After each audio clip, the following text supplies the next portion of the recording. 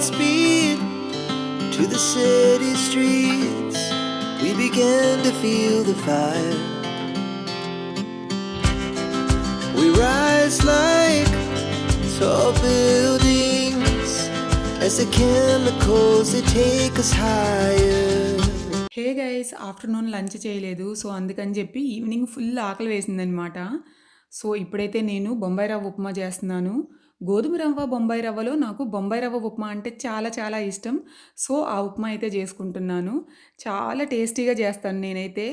And ఇక్కడ ఇంకొక విషయం మీతో షేర్ చేసుకోవాలి. చిన్నప్పటి నుంచి కూడా అసలు ఉప్మా చేసినా ఏదైనా సరే మనకి ఈ ఉల్లిపాయలు ఉంటాయి కదా, ఉల్లిపాయలు అలానే వేరుశనగ గుళ్ళు ఇవన్నీ తీసి పక్కన పెట్టేసేదానమాట. ఇవి కూడా కరివేపాకు అన్నీ పక్కన పెట్టేసి ఉట్టి రవ్వ ఉప్మా మాత్రం తినేదాన్ని. సో కొంచెం పెరుగుతున్న కొద్దీ అన్నీ హెల్త్కి మంచివి కదా అని చెప్పి తినడం అయితే స్టార్ట్ చేశాను. ఇది ఒక ఉప్మా కదనమాట. ఉప్మా తిని ఒక మంచి కాఫీ తిని ఇలా గార్డెన్లోకి వచ్చాను. గార్డెన్లోకి వచ్చి మొక్కలకైతే నీళ్లు పడుతున్నాను. మీరు నా ప్రీవియస్ వీడియో చూసారా? మన గార్డెన్లో మొక్కలన్నిటికీ కూడా బూజు పట్టిందనమాట. నేను చేసిన ఒక చిన్న తప్పు వలన గార్డెన్లో మొక్కలన్నీ పాడైపోయాయి. కొన్ని మొక్కలైతే పూర్తిగా పాడైపోయాయి, కొన్ని ఏమో వేర్లు దగ్గర కుళ్ళుతుంది కదా మొక్క, అలా అయిపోయిందనమాట. అసలు ఎంత బాధగా అనిపించిందో. మీకు ఆ వీడియో చూస్తే ఫుల్ క్లారిటీ వస్తుంది నేను చేసిన మిస్టేక్ ఏంటి అన్నది. మీకు కింద డిస్క్రిప్షన్ బాక్స్లో లింక్ ఇస్తాను, ఒకసారి చూడండి. నేను చేసిన మిస్టేక్ అయితే మీరు అస్సలు చేయకండి. కొందరు మంచి టిప్స్ ఇచ్చారనమాట. ఆ టిప్స్ ఇచ్చిన వాళ్ళకి చాలా థ్యాంక్స్ అండి. మీ టైం స్పెండ్ చేసి మరి నాకైతే మంచి టిప్స్ ఇచ్చారు. ఇప్పుడు ఆ మొక్కజొన్న మొక్కలన్నీ పీకేద్దామని అనుకుంటున్నాము. కొన్ని వందల మొక్కలు ఉన్నాయన్నమాట. సో ఆ వందల మొక్కలన్నీ కూడా పీకేస్తున్నాను. చూశారు కదా, కొన్ని మొక్కలైతే ఆల్రెడీ తీసేశాను. నాకు ఫస్ట్లో వీటిని చూసినప్పుడు అరే భలే క్యూట్గా ఉన్నాయి అనిపించింది. ఇవి పెరిగిన కొద్దీ పక్క మొక్కల్ని పెరగనివ్వట్లేదు. అలానే మొక్కలకి గొంగళ పురుగులు కూడా వస్తున్నాయన్నమాట. మా నాన్న చెప్తూనే ఉన్నారు వద్దు ఇవి వేయొద్దు ఇంట్లో అనని.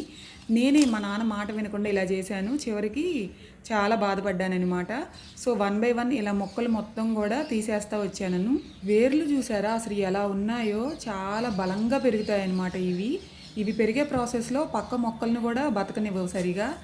సో అందుకనే మెయిన్ రీజన్ అదే అనమాట పీకేయడానికి. అండ్ అలానే ఈ గొంగళ పురుగులు పట్టడం, అలానే చీమలు పుట్టలు పెట్టడం ఇలా జరుగుతున్నాయి. చీమలు పుట్టలు పెడుతుంటే కూడా పక్క మొక్కలన్నీ కూడా పాడైపోతున్నాయి అన్నమాట.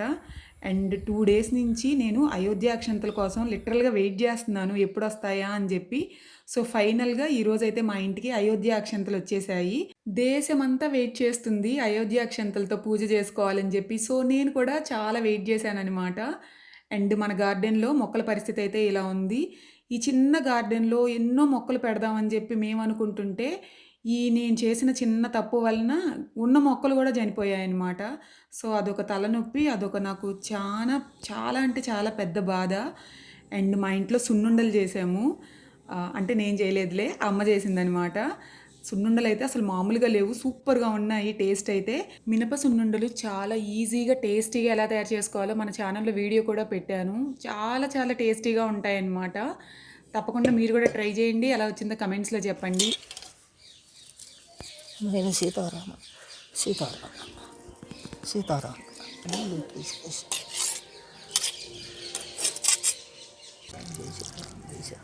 ఏంటి ఏదో మొక్క పెడుతూ పేరు పలుకుతుంది అనుకుంటున్నారా? ఎస్, ఈరోజు మా నాయనమ్మ మొక్క పెట్టింది మా గార్డెన్లో. అలానే ఆ మొక్కకి సీతారామ అని పేరు కూడా పెట్టిందనమాట. ఇంతకీ దీని కథ ఏంటంటే నండూరు శ్రీనివాస్ గారిది వీడియో చూశానమాట. ఆ వీడియోలో చెప్పారు ఇలా ఒక మొక్క పెట్టి ఆ మొక్కకు ఒక పేరు పెట్టి రోజు నీళ్లు పోస్తూ ఉండండి అని చెప్పి. సో అందుకని మా నాయనంతో చేయించానమాట. సో నాకైతే చాలా హ్యాపీగా అనిపించింది. మొక్కలకి నీళ్లు పోసి కొంచెం ఫ్రెష్ అయ్యి ఇప్పుడైతే మొక్కజొన్న కండి తింటున్నాను. నాకు చాలా చాలా ఇష్టం.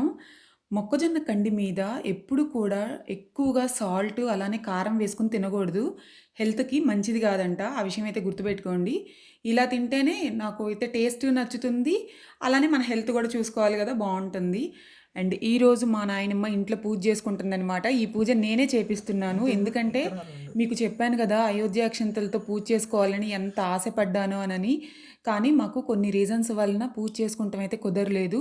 సో మా నాయనమ్మ ఇంట్లో అయినా నాయనమ్మతో పూజ చేయించాలని చెప్పి ఫిక్స్ అయిపోయాను. ఇలా మనకి చెప్పారు కదా 5 ప్రమిదలు పెట్టాలి అని చెప్పి, సో మా ఇంట్లో ఉన్న ప్రమిదలు తీసుకెళ్ళి మా నాయనమ్మకి ఇచ్చి, ఇలా దేవుడి ముందు మా నాయనమ్మతో పూజ చేయించి, ప్రమిదలు పెట్టించి, అలానే ఇంటి బయట గడప ఉంటుంది కదా, గడపల దగ్గర కూడా పెట్టాలంట. సో ఇలా గడప దగ్గర కూడా పెట్టాను. మా నాయనమ్మ పాట పాడుతుంది. తక్కువేమి మనకు రామా, తక్కువేమి మనకు, తక్కువేమి మనకు, రాముందొక్కడుండు వరకు, శ్రీరాముందొక్కడుండు వరకు, పార్వతి పరమేశ్వర మీరు గోవిందో హరి సింహద్రమారమణ గోవిందో హరి ఆయురారోగ్యాలతో వర్ధిల్లుగాక. ఇలా గడప దగ్గర ప్రమిదలు కూడా పెట్టింది. గడప దగ్గర ప్రమిదలు పెడితే అసలు ఎంత అందంగా అనిపిస్తుందో కదా.